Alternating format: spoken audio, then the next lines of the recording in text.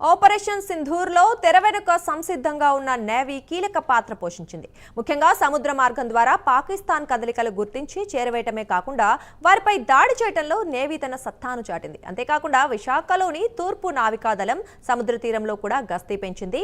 శత్రుదేశం నుంచి విశాఖకు ముప్పు వాటిల్లే ప్రమాదం ఉండడంతో కోస్ట్ గార్డ్ గస్తీ షిప్లను అప్రమత్తం చేసింది. ఇక దీనిపై మరిన్ని వివరాలు విశాఖ నుంచి మా డిప్యూటీ ఇన్పుట్ ఎడిటర్ వాసు అందిస్తారు. విరమణ జరిగినప్పుడు కూడా పాకిస్తాన్ తన వక్ర బుద్ధి మాత్రం మార్చుకోలేదు. కుక్కతోక వంకరని పాకిస్తాన్ ఇప్పటికి మనం చూసాం. రాత్రి కూడా మళ్ళీ ప్రధానమంత్రి అంతసేపు మాట్లాడాక వార్నింగ్ ఇచ్చాక కూడా మళ్ళీ వాళ్ళు కాల్పులు జరిపారంటే వాళ్ళ బుద్ధి మాత్రం ప్రపంచానికి తెలియాలి. అయితే ఈ యుద్ధంలో మాత్రం చాలా కీలకంగా మారింది తూర్పు నావికాదళం. త్రివిధ దళాలు కూడా చాలా సమర్థవంతంగా పనిచేసినప్పుడు కూడా చాలా కీలకంగా మారింది విశాఖలో ఉన్నటువంటి తూర్పు దళం. ఈ సముద్ర తీరాలు మనం ఉన్నటువంటి ఈ సముద్ర తీరం నుంచే మొత్తం తూర్పు దళాలు కూడా ఎప్పుడు కూడా ముందుండి యుద్ధం చేసే పరిస్థితి కనిపిస్తుంది. తూర్పు దళాలు చాలా కీలక పాత్ర పోషించాయని చెప్పొచ్చు. ఈ ఆపరేషన్లో మొత్తం కూడా ఆపరేషన్ సింధూర్లో నేవీ ఒక సేవలో చాలా చిరస్మరణీయమని కూడా అందరూ కొనియాడే పరిస్థితి కనిపిస్తుంది. నిన్న ప్రధానమంత్రి కూడా వివిధ దళాలకు కూడా సెల్యూట్ చేసే పరిస్థితి కనిపించింది. ముఖ్యంగా విశాఖ ప్రధాన కేంద్రంగా తూర్పు నావికాదళం అయితే ఎప్పుడు కూడా ఇటువంటి యుద్ధాలు వచ్చినప్పుడు చాలా కీలకంగా మారుతుంది.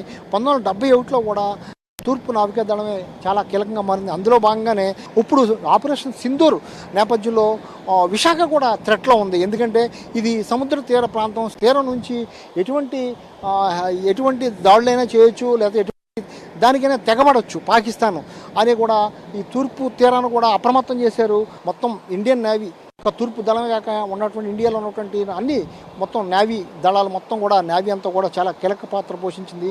ముఖ్యంగా ఈ అరేబియా సముద్రం నుంచి మాత్రం పాక్ని లక్ష్యంగా చేసుకుని చాలా గురిపెట్టింది. అంతేకాక పాక్ ఒక యుద్ధ వ్యూహాన్ని మొత్తం కదలికల్ని ఏ విధంగా చేయబోతుంది, ఏ విధంగా దాడి చేయబోతుంది, ఆ కదలికలపై నిఘా పెట్టి ఒక విజయవంతం కాబట్టి ఆ పాక్ విసిరినటువంటి ఆ మిసైల్స్ని సమర్థవంతంగా నిర్వీర్యం చేయగలిగింది. ఎప్పటికప్పుడు కూడా పాకిస్తాన్ కదలికలపై చాలా నిఘా పెట్టి కూర్చుంది. అదేవిధంగా MiG-29K ఫైటర్లతో పాటు కూడా పాకిస్తాన్కి ఇండియన్ నేవీ చుక్కలు చూపించిందని చెప్పొచ్చు. ఎయిర్బోర్న్ ఎర్లీ వార్నింగ్ హెలికాప్టర్లతో కూడా పాక్కు ధీటైన జవాబు చెప్పింది ఇండియన్ నేవీ. అరేబియా సముద్రంలో జలంతర్గామి చాలా కీలకమైంది. ఈ జలంతర్గామిలు మనకే చాలా ఎక్కువ వరకు ఉన్నాయని కూడా చెప్పడం జరిగింది. ఈ జలంతర్గాములు కూడా ఎవరికి కూడా కనపడకుండా సముద్రం అంతరం మొత్తం కూడా వెళ్ళి శత్రువులు ఏ విధంగా చేస్తున్నారు, శత్రువులు వ్యూహాన్ని బయటపెట్టేందుకు, శత్రువులపై దాడి చేసేందుకు కూడా ఈ జలంతర్గాములు కూడా చాలా ఉపయోగపడతాయి. అదేవిధంగా ఫ్లీట్ ఎయిర్ డిఫెన్స్ మెకానిజంతో శత్రుజాలను త్వరితగతిన గుర్తించినటువంటి ఇండియన్ నేవీని అందరూ కూడా అభినందిస్తున్నారు. మొత్తం కూడా త్రివిధ దళాలు ఎయిర్ ఫోర్స్, మిలిటరీ, ఈ నేవీ మొత్తం కూడా ముగ్గురు కూడా సమన్వయంతో మొత్తం కూడా ఈ యుద్ధాన్ని విజయవంతం చేశారు. ముఖ్యంగా ఈ సముద్ర తీర ప్రాంతం నుంచి కూడా విశాఖకు థ్రెట్ ఉండే అవకాశం ఉంది ఒక ఆపరేషన్ సింధూర్ కొనసాగితే మాత్రం. అందువల్ల మొత్తం కూడా ఈ సముద్ర తీర ప్రాంతంలో కూడా మొత్తం కూడా గస్తీని కూడా పెంచారు. మనం మొన్న చూడటం జరిగింది. హార్బర్లో అవ్వచ్చు, లేకపోతే ఈ ప్రాంతంలో అవ్వచ్చు, ఈ సముద్ర సుదీర్ఘ ప్రాంతంలో మొత్తం కూడా గస్తీని భారీగా పెంచారు. పాకిస్తాన్ జలాల వరకు కూడా మొత్తం ఆయన రాష్ట్రపతి ఏపీ మొత్తం భారతదేశ వ్యాప్తంగా ఉన్నటువంటి నేవీ కూడా గస్తీని పెంచి ఎప్పటికప్పుడు శత్రుదేశం ఎటువంటి వ్యూహాలు పన్నుతుంది, ఎటువంటి దాడులు చేయబోతుంది అనేది మొత్తం నిఘా పెట్టడంలో చాలా కీలక పాత్ర.